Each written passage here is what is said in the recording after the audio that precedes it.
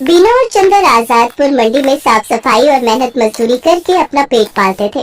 शादी के तकरीबन 2 साल बाद बीना गर्भवती हुई।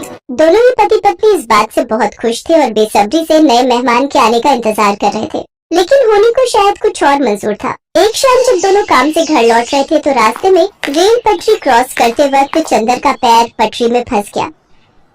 अरे अरे ये मेरा पैर, अरे ये क्या हो गया जी? जल्दी जल्दी पैर निकालने की कोशिश कीजिए।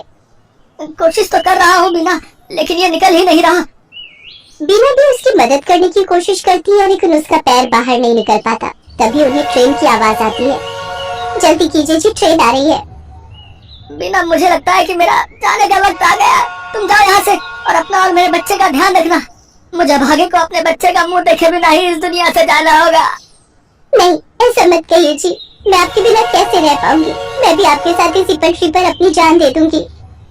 नहीं, हमारे बच्चे के लिए तुम्हें जीना होगा बीना। अब जाओ यहाँ से, तुम्हें हमारे होने वाले बच्चे की कसम। जैसे बीना पटरी से दूर जाती है तभी ट्रेन आकर विनोद को पल भर में काट देती है। बीना की आंखों के सामने उसके पति की मौत हो जाती है। एक ही पल में उसकी हंसती खेलती दुनिया उजड़ जाती है और वो एक विधवा बन जाती है। चंदर के जाने के बाद बीना बिल्कुल अकेली हो चुकी थी। अब वो अकेली ही मंडी जाती और मेहनत मजदूरी करती और उससे जो कमाई होती उससे अपना पेट भरने लगती है। एक दिन बीना घनश्याम को कुछ प्याज फेंकते हुए देख रही थी। अरे घनश्याम भैया, ये आप क्या कर रहे हैं? कुछ नहीं बहन, जो प्याज खराब हो गए हैं उन्हें अलग करके फेंक रहा हूँ। भैया, अगर आपको कोई प्रॉब्लम ना हो तो जो प्याज आप फेंक रहे हो वो आप मुझे दे दो, वो मुझ गरीब के काम आ जाएंगे। लेकिन बीना बहन, इन आधे सड़े गले प्याजों का आखिर तुम क्या करोगी? वो मैं आपको बाद में बताऊंगी। फिलहाल आप ये खराब प्याज मुझे दे दीजिए। ठीक है बहन, ले जाओ। वैसे भी ये मेरे किसी काम के नहीं।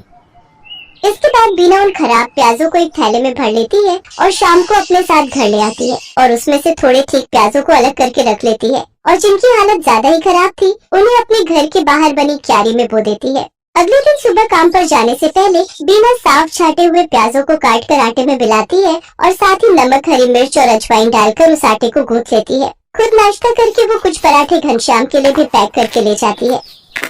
ये लो घनश्याम भैया, आपसे जो कल प्याज लेकर गई थी उनसे मैंने प्याज के पराठे बनाए हैं, जरा आप भी चख कर देखो। रोज दाल चावल खाकर आप बोर हो गए होंगे ना? बीना बहन, हम गरीबों के नसीब में तो दाल चावल और सूखी रोटी ही होती है, भला उससे भी क्या नाराज होना। अच्छा लाओ, तुम इतने प्यार से प्याज के पराठे बनाकर लाई हो तो खाकर देखता हूँ। घनश्याम को बीना के हाथ के बने प्याज के पराठे बहुत पसंद आते हैं। ऐसे ही कुछ समय बीत जाता है। बीना को अब 7वां महीना लग गया था, जिस वजह से वो मजदूरी नहीं कर पा रही थी, जिस वजह से उसके घर खाने पीने की तंगी हो गई थी। ऐसे एक रोज जब वो खाना बनाने जाती है तो देखती है कि राशन के सभी डिब्बे खाली हैं। हे भगवान, एक बार को मैं तो भूखी रह लूंगी, लेकिन मेरे अंदर पल रही ये नन्ही जान कैसे भूखी रहेगी? इस हालत में तो कोई मुझे काम भी नहीं दे रहा, अब क्या करूं? हाँ, याद आया, अपनी जमीन में थोड़े प्याज उगाए थे ना, क्यों ना उनको निकाल लूं? वो अब पूरी तरह पक गए होंगे। बीना उन प्याजों को निकालती है और पड़ोस से थोड़ा आटा उधार मांग कर ले आती है। उसके बाद स्वादिष्ट प्याज के पराठे बनाती है। उसके पराठों की खुशबू को सूंघते हुए उसकी पड़ोसन आरती वहाँ पहुँच जाती है। अरे वाह बीना, तेरे घर से तो बड़ी ही अच्छी खुशबू आ रही है। आखिर क्या बनाया है तूने? कुछ नहीं बहन, ये प्याज के पराठे बनाए हैं। लो, तुम भी खाकर बताओ कैसे बने हैं। वाह वाह वाह, क्या स्वाद है बीना तेरे हाथों में। अरे इतने अच्छे पराठे तो ढाबे वाला भी नहीं बना पाता। मैं तो कहती हूँ तू प्याज के पराठे का एक ठेला लगाकर बेच और पैसे कमा। जब ऊपर वाले ने तुझे इस हुनर से नवाजा है कि तू इतना अच्छा खाना बना लेती है तो इसका फायदा उठा। उसके बाद बीना को सही लगी और वो मदद के लिए घनश्याम के पास जाती है। घनश्याम के पास एक पुराना ठेला था जिस पर वो गलियों में जाकर प्याज बेचता था, लेकिन जब उसने मंडी में खुद की दुकान ले ली तब से वो ठेला बेकार ही खड़ा रहता था। घनश्याम वो ठेला बीना को देने के लिए तैयार हो जाता है। घनश्याम शाम को अपना पुराना ठेला लेकर बीना के घर पहुँचता है। ये लो बीना बहन, इसकी मरम्मत मैंने करवा दी है, अब तुम इसका इस्तेमाल कर सकती हो। आपका बहुत बहुत शुक्रिया घनश्याम भैया, आपका ये एहसान मैं कभी नहीं भूलूंगी।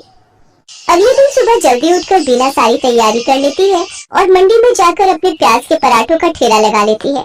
लेकिन काफी देर तक जब कोई ग्राहक नहीं आता तो वो सोचती है, हे भगवान, दिन ढलने को आ गया लेकिन अभी तक एक भी ग्राहक नहीं आया। अगर ऐसे ही चलता रहा तो मैं अपने होने वाले बच्चे को क्या खिलाऊंगी? लगता है बिजनेस चलाने के लिए कोई तरकीब लगानी होगी। एक काम करती हूँ, कम दाम करके बेचती हूँ। एक बार मेरे पराठों का स्वाद सबकी जुबान पर चढ़ गया तो वो कहीं और जा ही नहीं पाएगा। इतना सोचकर बीना आधे दाम में प्याज के पराठे बेचने लगती है। कम दाम में बहुत सारे लोग बीना के पराठे खाने लगे। कुछ दिन बीना ने सबको कम दाम पर ही पराठे बेचे, लेकिन फिर जब उसके ग्राहक बढ़ गए तो उसने रेट बढ़ा दिए। लेकिन तब तक वो पूरी मंडी में प्याज के पराठों वाली के नाम से मशहूर हो चुकी थी। कुछ ही दिनों में उसकी अच्छी खासी कमाई होने लगी थी। वो भगवान के आगे हाथ जोड़कर बोलती है, हे भगवान, तेरी कृपा से और कुछ अच्छे लोगों की मदद से मेरा काम बहुत अच्छा चल पड़ा है और मैं अच्छी खासी कमाई कर लेती हूँ। बस मुझ पर ऐसी अपनी कृपा दृष्टि रखना ताकि मैं अपने बच्चे को एक अच्छी जिंदगी दे सकूं। कुछ ही दिनों में बीना खुद का ढाबा खोल लेती है। अब उसकी खूब अच्छी कमाई होने लगी थी। उसका काम और बढ़ गया था, इसलिए उसने अपनी मदद के लिए 2 लाचार औरतों को रख लिया था। बीना की डिलीवरी का समय भी आ गया और उसने एक बेटे को जन्म दिया। महीने भर का रेस्ट लेने के बाद वो वापस काम पर जाने लगी और अपने साथ अपने बच्चे को भी ले जाती। अब वो काम संभालने के साथ साथ अपने बच्चे की भी अच्छी परवरिश करने लगी और खुशी खुशी उसके साथ रहने लगी।